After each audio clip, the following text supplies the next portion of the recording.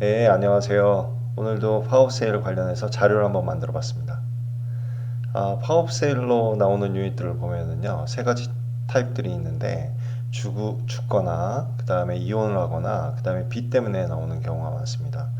보통은 뎁 때문에 나오는 경우가 제일 많고요. 그 다음에 뎁스나 디볼스 같은 경우에는 거의 없는 상태이긴 합니다. 그래서 우선 첫 번째 소스로는 죽고 난 다음에 나오는 타입들인데요. 이게 이제 죽고 나면 유언장이나 그것들을 집행하는 사람들이 있고, 그 다음에 그 프로세싱 자체가 너무 느리기 때문에 만약에 뭐 집주인이 죽어서 파워세일로 나왔다 이렇게 되면 오퍼를 낼 때는 클로징 자체를 슬로울리 하는 것들을 되게 선호하거든요. 그리고 가격 자체는 그렇게 중요한 팩터가 아니라고 하더라고요. 그래서 그 오퍼 낼 때는 요런 타입이면 요런 형식으로 이제 맞춰야 되고요. 그다음에 이혼하는 타입으로 나온 형태는 둘이 이제 이혼을 하면서 그 에셋을 이제 같이 나눠야 되잖아요. 그래서 이 가격이 제일 중요합니다. 그래서 그다음에 또 클로징도 굉장히 빨리 할 수 있는 오퍼를 선호하고요. 그래서 그런 조건으로 내면 좀 더 유리할 가능성이 많습니다. 그다음에 빚 관련해서 나오는 형태인데요. 이 CMHC의 딜리컨시 레이스를 보면은 최근에 나온 자료에 보면 2022년도 Q3의 0.06%입니다. 굉장히 낮거든요. 굉장히 안정적이고 이게 토론토 관련된 겁니다. 그래서 이게 사실상 보면은 차트를 보면은 CMHC 홈페이지 가보시면 이 레이스를 볼 수 있는데 1914년을 보면은요 온타리오가 0.4% 정도예요. 근데 지금은 굉장히 낮아져 있죠. 그만큼 파워세일로 나올 수 있는 유닛이 그렇게 많지는 않습니다. 그래서 보통 이 이제 힐락 같은 거는 많이 쓰시잖아요. 그걸로 써서 뭐 이제 투자를 하시거나 아니면 돈을 이제 사용을 하고 했을 텐데 그게 이제 이율이 올라가면서 다시 이제 리뉴를 한다거나 그럴 때 보면 디클라인 되는 겨절되는 경우가 굉장히 이제 많이 나타난다고 하더라고요. 그래서 그 이제 리뉴가 안 된다거나 새로운 모기지를 받는데 이게 프라이빗 모기지로 받아서 또 프라이빗 모기지는 이제 그 리프레시 하는 게 거의 1년이나 2년이 많거든요. 그래서 또 리뉴를 하다 보면 또 페일 될 수 있거든요. 뭐 이율이 이렇게 높으면. 그래서 이제 2023년도에는 이런 파워 세일 유닛이 많이 좀 더 늘어날 거라고 생각합니다.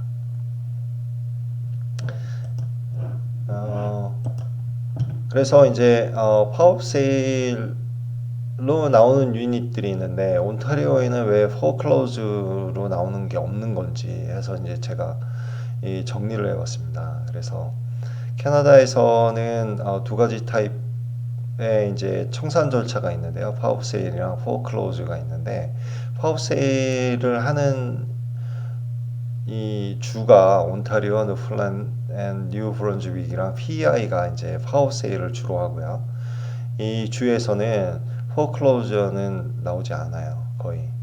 그다음에 어, 그다음에 포클로즈로 나오는 거는 브리티시 콜롬비아, 알버라, 매니토바, 사스케츄안, 케벡이랑 노바스코샤가 이제 나옵니다.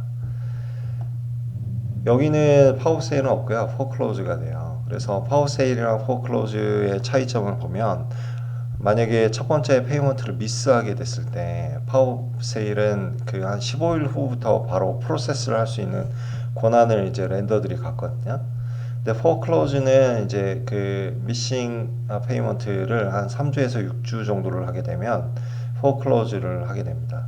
그래서 이제 이런 프로세싱이 진행이 되면은 파워세일 쪽에서는 이제 오너한테 지금 이제 살고 있는 오너한테 집을 팔아야 된다고 이제 얘기를 하고요. 그 다음에 팔고 나서 빚을 갚고 남은 이유는 이제 지금 살고 거주하고 있는 오너가 이제 가져가게 됩니다. 그리고 렌더, 그러니까 뭐 은행이나 뭐 렌더들이 프로퍼티를 팔 때는요, 이게 이제 이게 마켓 밸류로 팔아야 됩니다. 왜 그러냐면 셀러를 프로텍트 해야 되거든요. 그렇지 않을 경우에는 셀러가 또 수를 해가지고 법원에 가서 다시 소송을 걸 수 있거든요. 그래서 렌더는 되게 조심스럽게 팔아요. 그래서 맨 처음에 이제 마켓 프라이스로 이제 내놨다가 또 한 2주 지나면은 이제 뭐 조금씩 내리죠. 그래서 내리면서 이제 팔게 되죠. 근데 이제 포클로즈 쪽을 보게 되면 렌더가 이제 법원의 명령에 따라서 그냥 그 오너십 타이틀을 이제 그냥 버리는 거죠. 렌더가 이제 그 오너한테서 그 집, 재산권이라고 해야 하나? 그거를 이제 가져오는 거죠. 가져오고 난 다음에 이제 렌더가 그냥 마음대로 파는 거예요. 그래서 렌더가 정말 잘 팔았다. 뭐 집이 상태가 너무 좋았다. 그러면 이제 이윤이 남으면 그냥 그걸 렌더가 가져가는 거고요. 그래서 렌더 입장에서는 이걸 팔 때 이게 뭐 제일 마켓 밸류를 받고 팔든 말든 빨리 팔면 되거든요. 왜 그러냐면 이게 절차가 이제 시간이 많이 걸리고 시장에 많이 나와 있으면 그것들이 다 비용으로 나가게 되거든요. 그래서 렌더 입장에서는 그냥 빨리 팔아치우고 그다음에 뭐 컨디션이 있는데 뭐 이런 거 아니면 상태가 안 좋은 건데 이런 것들을 그냥 누가 와서 산다고 하면 그냥 빅딜을 해주는 경우도 많다고 합니다. 그래서 포클로즈는 이게 이제 어떤 이제 인베스트먼트 할 때 이제 싸게 살 수 있는 기회가 많고요. 그다음에 파워세일 같은 경우에는 마켓 밸류부터 시작하기 때문에 이게 좀 싸게 산다고 하더라도 그렇게 빅딜이 있을 가능성이 없습니다. 그리고 파워세일은 이제 이게 뭐 마켓밸류 팔아야 되니까 뭐 MLS 저기 리얼터.ca에도 올리고 뭐 여기 키지에도 올리고 뭐 별짓을 다 해요. 그래서 사람들을 많이 끌어모으는 반면에 포클로즈 같은 경우에는 그냥 뭐 어떤 바이어가 잘 사준다 그러면 그 사람한테 좀 이제 딜을 쳐서 그냥 팔기도 한다고 합니다. 파워 오브 세일이랑 포클로즈는 만약에 오퍼를 낼 때 막 클로징을 굉장히 빨리 할 수 있다라고 하면은 또 그런 바이어를 선호하게 됩니다. 그래서 이제 지금 파워 오브 세일이랑 포클로즈 뭐 이런 것들을 알아봤는데요. 제가 이제 정리를 해놓은 겁니다. 해놨고 지금 이제 2023년도에 지금 뭐 온타리오 같은 경우에는 파워 세일로 나올 수 있는 유닛들이 한 0.06%밖에 뭐 이렇게 연체가 되는 게 그것밖에 없으니까요. 없는 상태에서 이제 늘어날 거라고 생각을 하거든요. 왜 그러냐면 미국 같은 경우에는 예전에 자기가 연체하게 되면 바로 키만 그냥 은행에다 돌려주고 그냥 집에서 나가는 경우가 많았잖아요. 그래서 2008년도 그 금융위기가 왔을 때 집값이 엄청나게 떨어졌었거든요. 근데 지금 여기 캐나다 같은 경우에는 그런 옵션들이 없어요. 이 지금 각주 중에 그 옵션이 존재하는 데는 알버타밖에 없어요. 그리고 나머지 온타리오나 뭐 이런 것들은 이런 데는 그렇게 막 키만 놓고 도망간다거나 이런 것들이 있을 수가 없거든요. 그래서 그 프로세싱이 이제 뭐 금융 위기는 아니어도 지금 디플레이션이 오면서 더 큰 위기가 오고 또 뭐 70년대 같이 이율이 많이 올라가게 되는 경우가 발생하게 되면 파업 세일로 더 많은 유닛이 나올 수도 있고요. 이율이 계속 유지만 계속돼도 더 많은 유닛들이 파업 세일로 나올 수 있습니다. 대신 집값은 이 파업 세일이 그렇게 쉽사리 뭐 이렇게 금방 팔리는 게 아니어서요. 이것들이 나오면 집값도 서서히 떨어지게 되고 또 주변도 집값을 영향을 받게 되고요.